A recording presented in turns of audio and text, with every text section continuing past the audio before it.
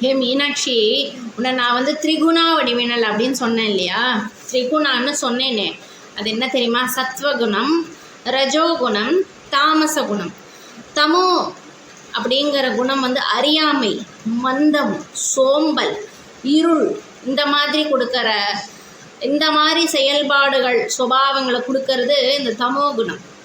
ரஜோ அப்படிங்கிறது செயல்பாடு, வேகம், ஆர்வம், போட்டி, ஆசை, பற்று, விருப்பம், பதட்டம், இந்த மாதிரி சுபாவங்களை வெளிப்படுத்துறது ரஜோகுணம். சத்துவ குணத்துக்கு வந்து என்ன ஃபீச்சர்ஸ் அப்படின்னா அமைதி, ஞானம், வெளிச்சம், தூய்மை, சத்தியம், நல்லொழுக்கம், தர்ம வழியை கடைபிடித்தல், அறிவை வெளிப்படுத்துதல், இதெல்லாம் சத்வகுணத்தினுடைய ஃபீச்சர்ஸ். தமோவும் ரஜோவும் ஆப்போசிட் எக்ஸ்ட்ரீம். தமோ வந்து மந்தம், ரஜோ வந்து ஆக்டிவ். சமநிலை வந்து சத்துவம். எண்ணம், காரியம், இவைகளை கட்டுப்பாட்டில் வைக்கிற சத்துவத்தை விடவும் உசந்த நிலை ஒன்று இருக்கு. அது என்ன தெரியுமா? சமாதி. சமாதி நிலை. இங்கே சமாதி நிலையில் எண்ணம், செயல் ரெண்டையும் கடப்பது. தாமசத்தில் தூங்குறவன் தன்னை அறிய மாட்டான். சமாதியில் தூங்குறவன் மாதிரி, சமாதியில் தூங்குறவன் மாதிரி தெரிஞ்சாலும் உள்ளேயே அவன் தன்னை அறிந்து கொண்டிருப்பான். அதுதான் தாமசத்தில் தூங்குறவனுக்கும் சமாதியில் தூங்குறவனுக்கும் வித்தியாசம். மனுஷன் இந்த மூன்றில் ஏதாவது ஒரு குணத்தை ஒவ்வொரு சமயத்துலேயும் அதிகமாக வெளிப்படுத்திட்டு தான் இருப்பான். எந்த 3 குணம்? ஆமாம், தமோ, ரஜோ, சத்வ. சமாதி வந்து ரொம்ப கிரேட், அது அல்டிமேட்டாக போகிறது. அது அவ்வளோ சாமானியனுக்கு இந்த மாதிரி ஆளுக்கெல்லாம் வருமா? ஸோ மனுஷன் இந்த 3ல் ஏதாவது ஒரு குணத்தை ஒவ்வொரு சமயத்துலேயும் அதிகமாக வெளிப்படுத்திட்டு தான் இருப்பாள். ஆனால் நீ மீனாட்சி இந்த 3ஐயும் கடந்தவள், 3ஆகவும் இருப்பவள். எப்படின்னு கேட்குறியா? சொல்கிறேன் கேளு. இத்தனை நாளாக நீ சின்ன கிளி, கண்ணே தேனேன்னு சாத்மீகமாக சொன்னேன்னா நரசிம்மனுடைய உக்ரம் மாதிரி நீயும் உக்ரம் காட்டிட்ட.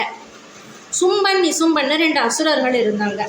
அவங்க தூதுவன் ஒருத்தன் உன்னை பார்த்துட்டு அங்கே போய் சொன்னால், சும்பராஜா, அழகான ஸ்ரீரத்னம் ஒருத்தி இருக்கா, அவளை நீங்கள் அணுகி உங்ககிட்ட கூட்டிகிட்டு வரணும். அவள் பேர்பட்ட பேரழகி, வான்னு நானே கூப்பிட்டேன் உங்ககிட்ட கொண்டு வந்து சேர்க்கறதுக்கு. ஆனால் அந்த சின்ன பொண்ணுக்கு எவ்வளவு கர்வம் தெரியுமா? என்னை போரில் ஜெயிச்சா என்னை அடக்கிறவனுக்கு தான் நான் மனைவி ஆவேன் அப்படின்னு திமிரா சொல்லிட்டா அந்த சின்ன பொண்ணு.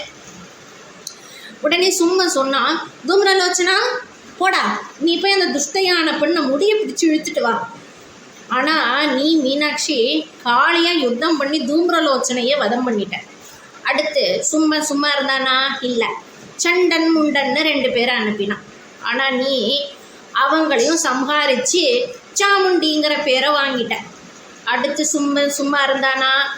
ரத்த வீஜன்னு ஒருத்தனை அனுப்பினான். இவன் கொஞ்சம் டேஞ்சரஸ் ஃபிலோ. எப்படின்னா, இவன் உடம்புலேருந்து ஒரு சொட்டு ரத்தம் வந்து பூமியில் விழுந்தால் அந்த ஒரு சொட்டுலேருந்து ஒரு ரத்த பீஜம் முளைப்பான். நீ அவனை கதையால் அடித்த அவன் உடம்புலேருந்து ரத்த வெள்ளமே வந்து 1,00,000 ரத்த பீஜம் உருவாயிட்டாங்க. நீ அசுரனுக்கு அசரவே இல்லை. காளியான நீ உன் நாக்க இந்த பூமி முழுசும் கவர் பண்ணுற மாதிரி பெருசாக நீட்டிட்ட.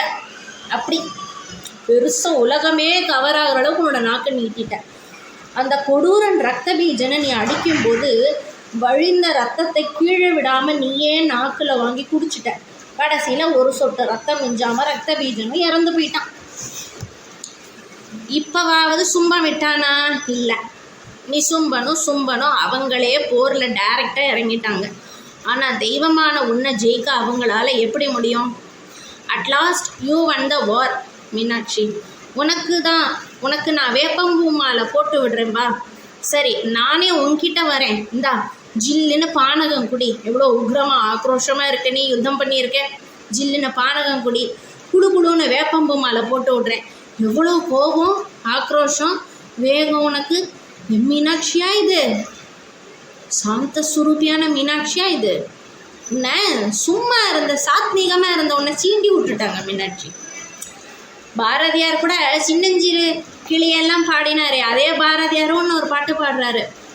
யாதுமாகி நின்றாய் நீரைந்தாய்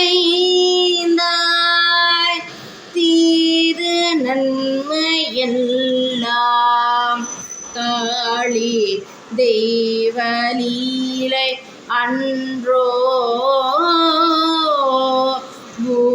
பூதமைந்தும் ஆனாய் காளி பொறிகளைந்தும் ஆனாய் போதமாகி நின்றாய் காளி பொறியை விஞ்சி நின்றாய்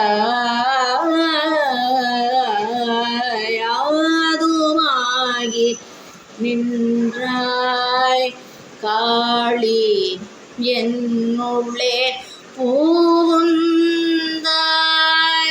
இப்படி அந்த பாரதியார் பாடுற பாட்டுல இன்பமாகி விட்டாய் காளி என்னுள்ளே புகுந்தாய், பின்பு நின்னை அல்லால் காளி பிரிது நானும் உண்டோ, அன்பளித்து விட்டாய் காளி ஆண்மை தந்து விட்டாய், துன்பம் நீக்கிவிட்டாய் காளி தொல்லை போக்கிவிட்டாய். சாந்தமாகிடு மீனாட்சி. இங்கே பாரு, இப்போ நான் சொன்னனே ஒரு சும்ப நிசும்ப யுத்தம் நீ பண்ணினது தெரியறதா? சாந்தமாகிடு மீனாட்சி, ரிலாக்ஸ் ஆகு, நான் திரும்பி வரேன்.